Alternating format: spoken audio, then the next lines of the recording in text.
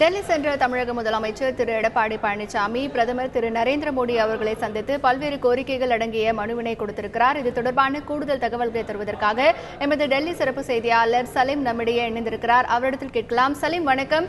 இன்றைக்கு தமிழக முதலமைச்சர் திரு எடப்பாடி பழனிசாமி அவர்கள் பிரதமரை சந்தித்து பல்வேறு கோரிக்கைகள் அடங்கிய மனுக்களை கொடுத்திருக்கிறார். இந்த சந்திப்பு எத்தனை நிமிடம் நடைபெற்றது சலீம்? டெல்லியில் சுவாரஸ்யம் என்ன அப்படின்னு சொல்லி கேட்டிங்கன்னா, அதாவது தமிழக அரசு சார்பாக என்ன சொல்கிறாங்கன்னா, தமிழக முதலமைச்சரும் தமிழக அரசின் தலைமை செயலாளர் கிரிஜா வைத்தியநாதனும் பிரதமரை சந்திக்கிறார்கள் அப்படின்னு சொல்லி தமிழக அரசு சார்பாக சொல்லியிருக்காங்க. ஆனால் அது இல்லை அப்படின்னு சொல்லி பிரதமர் அலுவலக வட்டாரங்கள் சொல்கிறாங்க. தமிழக முதலமைச்சர் திரு எடப்பாடி பழனிசாமி அவர்களும் அவர்களுடைய உறவினர் திரு மாணிக்கம் ஒரு வழக்கறிஞர், அது மட்டும் இல்லாமல் அதிமுகவில் உறுப்பினராக இருக்கிறார். மக்களுக்கு அதிகம் தெரியாதவர். அவர் தமிழக முதலமைச்சர் திரு எடப்பாடி பழனிசாமி அவர்களுடன் பிரதமர் சந்திப்பில் இருக்கிறார் அப்படின்னு சொல்லி பிரதமர் அலுவலக வட்டாரங்கள் நமக்கு தகவல் சொல்லிட்டாங்க. அப்படின்னா தலைமை செயலாளர் கிரிஜா வைத்தியநாதன் அவர்களும் சந்திப்பில் இருக்கிறாரா என்று கேட்டதற்கு இல்லை, அவர் வெயிட்டிங் ஹாலில் இருக்கிறார், அதாவது காத்திருப்பு அறையில் இருக்கிறார். பிரதமருடனான சந்திப்பின் அவர் இல்லை. பிரதமரை சந்திக்கும் பட்டியலில், அந்த அப்பாயின்மெண்ட் பட்டியலில் அவர் பெயரும் இல்லை அப்படின்னு சொல்லியிருக்காங்க. தமிழக அரசு சார்பாக நமக்கு என்ன சொல்லியிருக்காங்க அப்படின்னா, தமிழகத்திற்கு வளர்ச்சி நிதியை நாங்கள் பிரதமரிடம் கோரிக்கையாக தமிழக முதலமைச்சர் முன்வைப்பார். நீட் தேர்விலிருந்து தமிழகத்திற்கு விலக்களிக்க ஏற்கனவே தமிழகத்தில் சட்டம் நிறைவேற்றப்பட்டு விட்டாலும் மத்திய அரசின் ஒப்புதல் இல்லாமல் சட்டம் அமலுக்கு வர முடியாது. அதனால் மத்திய அரசின் ஒப்புதலை தமிழக முதலமைச்சர் கோருவார்.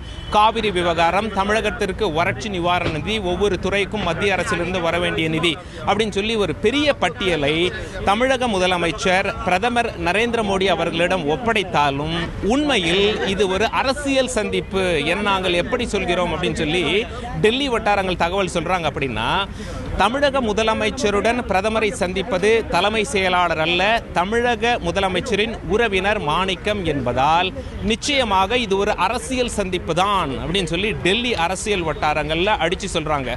என்னெல்லாம் பேசலாம் அரசியல் சந்திப்பா இருந்தா அப்படின்னு சொல்லி கேட்கும் பொழுது, முதல்ல ஜனாதிபதி தேர்தல் வரவிருக்கு. திரு ஓபிஎஸ் அவர்களுடைய அணி ஏற்கனவே பிரதமரை சந்தித்து இருக்கிறார்கள்.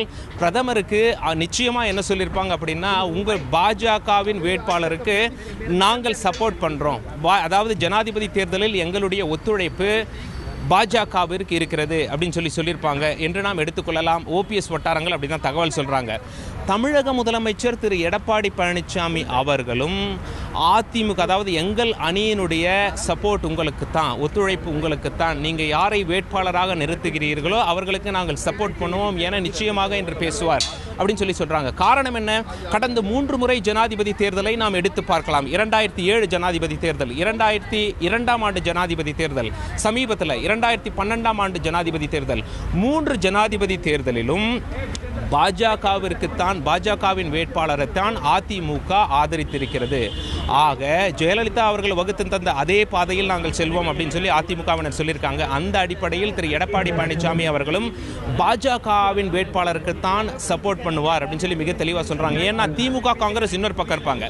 திமுக சப்போர்ட் பண்றவங்களுக்கு அதிமுக சப்போர்ட் பண்ண மாட்டாங்க. இது நடந்தது ஒரே ஒரு தேர்தலில் 2002 திரு அப்துல் கலாம் அவர்கள் ஜனாதிபதியாக தேர்வு செய்யப்பட்ட பொழுது திமுக அதிமுக 2 பேருமே திரு அப்துல் கலாம் அவர்களுக்கு சப்போர்ட் பண்ணாங்க, பாஜகவிற்கு. அதை தவிர திமுக காங்கிரஸ் பக்கமும் அதிமுக பாஜகவின் வேட்பாளருக்கும் தான் சப்போர்ட் பண்ணி வந்தாங்க. அந்த வகையில் இந்த முறையில் நாங்களும் உங்களை சப்போர்ட் பண்றோம்னு சொல்லுவாங்க. வருமான வரித்துறையில் நடத்தப்பட்ட சோதனை தமிழக அரசுக்கு இப்போ, அதாவது பெரும்பான்மையில் இருந்தாலும் ஒரு சில எம்எல்ஏக்கெல்லாம் முதலமைச்சர் எடப்பாடி பழனிசாமி அவர்களை தனிப்பட்ட முறையில் சந்தித்து பேசி வரார்கள். டெல்லி வட்டாரங்களில் என்ன பேசிக்கிறாங்களா, ஒரு சில எம்எல்ஏ அமைச்சர் பதவி கேட்கலாம், திரு எடப்பாடி பழனிசாமி அவர்களை வற்புறுத்தலாம். இதன் காரணமாக ஒருவேளை சப்போர்ட்டை விலக்கிக்குவோம், அந்த மாதிரி எதனா சொல்லக்கூட வாய்ப்பு இருக்கு, அமைச்சர் பதவி கிடைக்கலன்னா அப்படின்னு சொல்லி டெல்லியில் தமிழக அரசியலை பற்றி நிறைய குழப்பங்கள் இருப்பதாக பேசி வருகிறார்கள். இதையெல்லாம் களையும் வண்ணம் தமிழக அரசியல் நிலையை திரு எடப்பாடி பழனிசாமி அவர்கள் பிரதமர் நரேந்திர மோடியிடம் விலக்கி கூறி வருவார் அப்படிங்கிற மாதிரி நமக்கு தகவல் சொல்றாங்க. வளர்ச்சி சம்பந்தமாக தமிழக அரசு சார்பாக ஒரு கோரிக்கை மனுவை முன்வைத்தாலும் நிச்சயமாக இந்த சந்திப்பில் அரசியல் இருக்கிறது. அரசியல் ரீதியாக நிச்சயமாக தமிழக முதலமைச்சர் திரு எடப்பாடி பழனிசாமி அவர்கள் நரேந்திர மோடிக்கு விலக்கி கூறுவார் அப்படிங்கிற மாதிரி நமக்கு தகவல் சொல்லியிருக்காங்க டெல்லி வட்டாரங்கள்ல. சலீம், இப்போ தமிழகத்தில் இருக்கக்கூடிய பல அரசியல் கட்சி தலைவர்கள் சொல்லியிருக்காங்க, தமிழக அரசை பாஜக பின்னால் இருந்து இயக்குகிறது அப்படின்னு கருத்துக்களை பதிவு பண்ணியிருக்காங்க. இது குறித்து டெல்லி அரசியல் வட்டாரத்தில் என்ன சொல்லப்படுகிறது? ஒரு விஷயம் மட்டும் உண்மை, அதாவது திரு ஓபிஎஸ் அணியாக இருந்தாலும் சரி, திரு எடப்பாடி பழனிசாமி அவர்களுடைய அணியாக இருந்தாலும் சரி, இருவரும் பிரதமர் நரேந்திர மோடியிடம் நெருக்கம் காட்ட விரும்புகிறார்கள், பாஜகவிற்கு நெருக்கமாக இருக்கிறார்கள். ஏன்னா பாஜக பெரும்பான்மையில் இப்பொழுது அதிகாரத்தில் இருக்கிறார்கள் இந்தியாவில். அது மட்டுமில்லை, 2019ஆம் ஆண்டு நடக்கப் போகும் தேர்தலிலும் பாஜகவிற்கு அதிக வெற்றி இருப்பதாக அரசியல் வல்லுநர்கள் கணித்திருக்கிறார்கள். எப்படி 2019 இப்போது இருக்கும் நிலைமைப்படி பாஜக தான் மீண்டும் ஆட்சி அமைக்க 90% வாய்ப்பு இருப்பதாக அரசியல் வல்லுநர்கள் ஏற்கனவே கருத்து தெரிவித்திருக்கும் இந்த நிலையில் மாநிலத்தில், அதாவது பெரும்பான்மையில் ஆட்சி செய்தாலும் 4 எம்எல்ஏக்கள் தான் தேவைக்கு மேல ஆளும் கட்சி வைத்திருக்கிறார்கள். அதிலும் சில எம்எல்ஏக்கள் முதலமைச்சரை பார்த்து குழப்பம் நீடிப்பதால் நிச்சயமாக திரு எடப்பாடி பழனிசாமி அவர்களும் பிரதமர் நரேந்திர மோடி அவர்களுக்கு நெருக்கம் காட்ட விரும்புகிறார்கள். இதற்கு காரணமாக தான் ஏற்கனவே அமைச்சர் திரு தங்கமணி அவர்கள் பிரதமர் நரேந்திர மோடியை சந்தித்தது குறிப்பிடத்தக்கது. இன்று திரு தங்கமணி அவர்கள் எடப்பாடி பழனிசாமி அவர்களுடன் பயணிப்பாரா, பிரதமர் நரேந்திர மோடியை சந்திப்பாரா அப்படின்னு சொல்லி எல்லாம் ஆர்வமாக பார்த்தாங்க. ஏன் அப்படின்னா, தமிழக அமைச்சர்களில் திரு தங்கமணி ஹிந்தி பேசக்கூடியவர், ஹிந்தி எழுதக்கூடியவர், ஹிந்தியில் அவருக்கு புலமை இருக்கிறது, ஆங்கிலத்திலும் திரு தங்கமணி அவர்களுக்கு புலமை இருக்கிறது. டெல்லியில் இப்படிப்பட்ட ஒரு ஆள் இருப்பாராயின் அவர் ரொம்ப எளிதாக அரசியல்வாதிகளுடன் பேசி தகவல்களை பெற முடியும், தான் நினைத்ததை தெரிவிக்க முடியும். அந்த வகையில் திரு தங்கமணி ஏற்கனவே இபிஎஸ் சார்பாக, அதாவது திரு எடப்பாடி பழனிசாமி அவர்கள் சார்பாக பிரதமர் நரேந்திர மோடியை சந்தித்தது குறிப்பிடத்தக்கது. ஆனால் இன்றைய சந்திப்பில் திரு தங்கமணி அவர்கள் இல்லை, தமிழக அரசின் அதிகாரப்பூர்வ இல்லத்தில் இருக்கிறார். மாறாக திரு எடப்பாடி பழனிசாமி அவருடைய உறவினர் திரு மாணிக்கம் அவர்கள் எடப்பாடி பழனிசாமியுடன் பிரதமர் நரேந்திர மோடியை சந்தித்து பேசி வருகிறார். சலீம், இப்போ நீங்க சொன்னீங்க இது அரசியல் ரீதியிலான ஒரு சந்திப்பு. முதலமைச்சர் திரு எடப்பாடி பழனிசாமி மற்றும் அவருடைய உறவினர் மாணிக்கம், இந்த 2 பேரும் பிரதமருடனான சந்திப்பில் இருக்கிறார்கள் அப்படின்னு சொன்னீங்க. ஆக இது அரசியல் ரீதியான சந்திப்பு என்றால் அதற்கு அடுத்த கட்டமாக ஓபிஎஸ் அணியைச் சேர்ந்தவர்கள், அதாவது திரு ஓ பன்னீர்செல்வம் அவர்கள் கூட மீண்டும் பிரதமரை சந்திப்பதற்கான வாய்ப்புகள் இருக்கிறதா? ஏற்கனவே இப்போதான் சமீபத்தில் பிரதமரை சந்தித்து போனார்கள். பிரதமர் நரேந்திர மோடியை பொறுத்தவரை ரொம்ப கட் அண்ட் ரைட்டாக இருப்பார். ஆமா என்றால் ஆமா, இல்லை என்றால் இல்லை. அந்த அடிப்படையில் திரு ஓபிஎஸ் அவர்கள் மற்ற மூவருடன் சேர்ந்து ஏற்கனவே திரு ஓபிஎஸ் அவர்களுடைய அணி பிரதமர் நரேந்திர மோடியை சந்தித்து என்னெல்லாம் பேச வேண்டுமோ அரசியல் ரீதியாக பேசிவிட்டார்கள். பிறகு தமிழ்நாட்டுக்கு வளர்ச்சி குறித்து மத்திய அரசின் ஒத்துழைப்பு குறித்தும் பேசியதாக அந்த ஒரு கோரிக்கை மனு அளித்ததாக தகவல் தெரிவித்திருக்கிறார்கள். அது ஒரு பக்கம் இருக்கையில் அந்த சந்திப்பு நடைபெற்று 4-5 நாட்கள் தான் ஆகிறது. உடனே திடீரென்று திரு எடப்பாடி பழனிசாமி அவர்கள் பிரதமரிடம் நேரம் கேட்டு சந்தித்துள்ளார். வழக்கமாக தமிழக முதலமைச்சர் டெல்லி வருகிறார் என்றால் பல வாரங்களுக்கு முன்னாடியே பரபரப்பாக இருக்கும், அப்பாயின்மெண்ட் கேட்டிருக்காரு, நேரம் கேட்டிருக்காரு பிரதமர்கிட்ட அப்படின்னு சொல்லிட்டு. ஆனால் திரு ஓபிஎஸ் அவர்கள் பிரதமரை சந்திக்கும் வரையில் அப்படி எதுவும் நேரம் கேட்கப்படவில்லை அப்படிங்கிற மாதிரி தகவல் சொல்றாங்க. சந்தித்து அவர் வெளியே வந்து பிரஸ் கிட்ட பேசும்போது தமிழக வளர்ச்சி குறித்து பேசினேன் அப்படின்னு பேசிய பிறகு உடனே நேரம் கேட்கப்பட்டது. பிரதமரும் குஜராத்தில் நேற்று வரை இருந்தார். டெல்லி திரும்பிய உடனே பிரதமரும் சந்திக்க நேரம் கொடுத்து விட்டார். அந்த சந்திப்பு நடைபெற்று வருகிறது. பாஜகவை பொறுத்தவரை பாஜக பெரும்பான்மையில் இருந்தாலும் தங்களுடைய வேட்பாளர், அதாவது ஜனாதிபதி தேர்தலில் தங்களுடைய வேட்பாளர் தான் அடுத்த ஜனாதிபதி என்று அடித்து சொல்லும் நிலைமையில் பாஜக தனியாக இல்லை.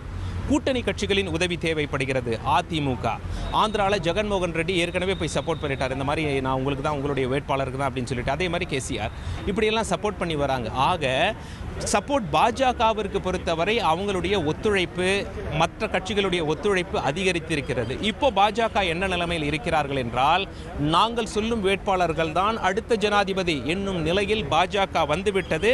உள்ளூர் கட்சிகளும் காரணம். அதிமுகவின் 2 அணிகளும் பாஜகவை ஆதரிப்பதால் பாஜகவின் நிலையை டெல்லியில் இது இன்னும் பலம் பெறச் செய்கிறது. பாஜக சொல்லும் வேட்பாளரை அடுத்த ஜனாதிபதியாக அமர வைக்கும் நிலையில் என்று பாஜக இருக்கிறது. இதற்கு அதிமுகவின் 2 அணிகளும், முக்கியமாக அதிமுக ஓபிஎஸ் அணியை காட்டிலும் அதிக அளவு எண்ணிக்கையில் எம்எல்ஏக்களாகட்டும் எம்பிக்களாகட்டும் திரு எடப்பாடி பழனிசாமி அவர்கள் அணியில் இருப்பதால் இவர்களுடைய சப்போர்ட் பாஜகவிற்கு முக்கியத்துவம் பெறுகிறது. ஆதலால் இவங்க 2 பேருடைய சப்போர்ட்டும் பிரதமர் நரேந்திர மோடிக்கு ஒரு மகிழ்ச்சியான செய்தியை. இந்த மாதிரியெல்லாம் இன்னைக்கு நிச்சயமாக இது விவாதத்தில் வரும் அப்படிங்கிற மாதிரி நமக்கு தகவல் சொல்றாங்க. ஏன்னா ஜனாதிபதி தேர்தலை பொறுத்தவரை மக்களாகிய நாம் ஓட்டு போடுவதில்லை, எம்எல்ஏக்கள் ஓட்டு போடுறாங்க. எம்பிக்கள் ஓட்டு போடுறாங்க. அந்த வகையில் திரு எடப்பாடி பழனிசாமி அவர்களுடைய ஆதரவு பாஜகவிற்கு ஜனாதிபதி தேர்தலில் நிச்சயமாக பலன் தரும் அப்படின்னு சொல்றாங்க. இது இல்லாமல் வருமான வரித்துறை சோதனை தமிழகத்தில் நடத்தப்பட்டது. தமிழகத்தில் உள்ள அரசியல் சூழ்நிலைகள், தமிழகத்தில் இந்த அரசு அதாவது ஆபத்து ஏதாவது வருமா, எம்எல்ஏக்கள் தனிப்பட்ட முறையில் முதலமைச்சரை சந்தித்து சென்றிருக்கிறார்கள், அவர்கள் மத்தியில் அதிருப்தி இருக்கிறதா, அவர்களுக்கு அமைச்சர் பதவி கொடுக்க முடியுமா, அமைச்சர் பதவி கொடுக்க முடியவில்லை என்றால் எம்எல்ஏக்கள் பிரிந்து சென்று விடுவோம் என்று சொல்லுவார்களா, இந்த மாதிரி நிலைமையெல்லாம் பிரதமர் நரேந்திர மோடிக்கு தெளிவுபட நிச்சயமாக தமிழக முதலமைச்சர் இன்று தெரிவிப்பார் அப்படின்னு சொல்லி டெல்லி வட்டாரங்கள் அடித்து சொல்கிறார்கள்.